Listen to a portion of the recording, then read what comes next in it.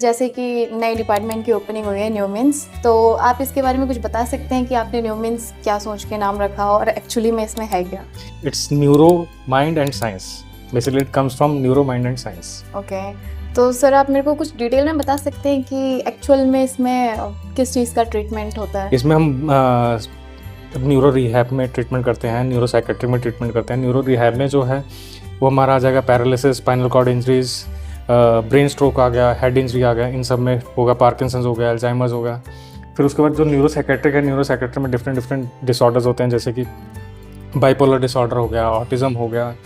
फिर अपना आज की डेट में इंसोम्निया बहुत कॉमन है, इंसोम्निया में हो सकता है, और अपना एंग्जाइटी, डिप्रेशन, इन सब में हम ट्रीटमेंट कर सकते हैं। ओसीडी आजकल बहुत ज़्यादा बढ़ रहा है, ओसीडी का ट्रीटमेंट हमारे पास है।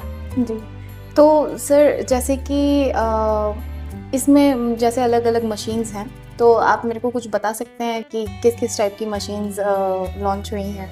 इसमें बेसिकली हम क्या करेंगे, हम न्यूरो मॉड्यूलेशन करेंगे। न्यूरो मॉड्यूलेशन कैसे होगा? हमारे पास जो मशीन है रिपीटेटिव ट्रांसक्रेनियल मैग्नेटिक स्टिमुलेशन, वो क्या करेगी, उसमें हमने पर्टिकुलर ब्रेन का एक एरिया डिफाइन करना है जो डिप्रेस्ड है, उस एरिया को हमने स्टिमुलेट करना है। बेसिकली क्या है कि जैसे सपोज करो कि किसी को हेड इंजरी हुई, हेड इंजरी के बाद डॉक्टर ने अपनी सर्जरी कर दी, पेशेंट घर चला गया, लेकिन जो सर्जरी के बाद का गैप है, उस गैप को फिल करने के लिए क्या है, उसको न्यूरॉन्स को एक्टिवेट करना पड़ता है। तो एक्टिवेट कैसे होंगे? वो ट्रांसक्रेनियल स्टिमुलेशन से होंगे। तो हम बेसिकली वो रोल अदा कर रहे हैं जो कोई नहीं करता।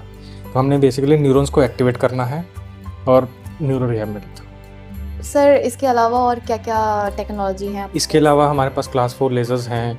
फिर एफईएस है। एफईएस क्या होता है? फंक्शनल इलेक्ट्रिकल स्टिमुलेशन होता है। जैसे कोई एरिया डेड है तो उसको, आर्म डेड है तो आर्म को एक्टिवेट करने के लिए उसको स्टिमुलेट करने की ज़रूरत है, वो है। फिर उसके बाद कोई चल नहीं सक रहा, बिल्कुल बेड रिडन है, उसको चलाने के लिए हमारे पास रोबोटिक गेट है। इसमें हम उसको हार्नेस के थ्रू टाई कर देंगे, फिर धीरे धीरे वॉकिंग स्टार्ट होगी। स्टेप बाय स्टेप हर चीज़ बढ़ना है। फिर फाइनल मूवमेंट्स के लिए हमारे पास मेसा ओटी है विद ईएमजी एंड एनसीवी। फिर उसके बाद आर्म और लेग मूवमेंट के लिए हमारे पास सीपीएम है। फिर उसके बाद बैलेंस बोर्ड के लिए बहुत अच्छी कॉग्निटिव ट्रेनिंग है, जिसमें हम बैलेंस के साथ साथ हमारा कॉग्निटिव इम्पेयरमेंट भी सही होता है। उसमें डिफरेंट गेम्स मॉडिफाई की गई हैं, वो कर सकते हैं। फाइनल मूवमेंट्स के लिए हमारे पास एचमैन है, जिससे अलग अलग टारगेट अचीव किए जा सकते हैं। और फिर फाइनल जो स्टेज आती है वो गेट बेटर होता है। जैसे एक बार पेशेंट चलने लग गया, लेकिन उसकी गेट ट्रेनिंग कैसे बेटर होनी है, उसके लिए हमारे पास गेट बेटर है।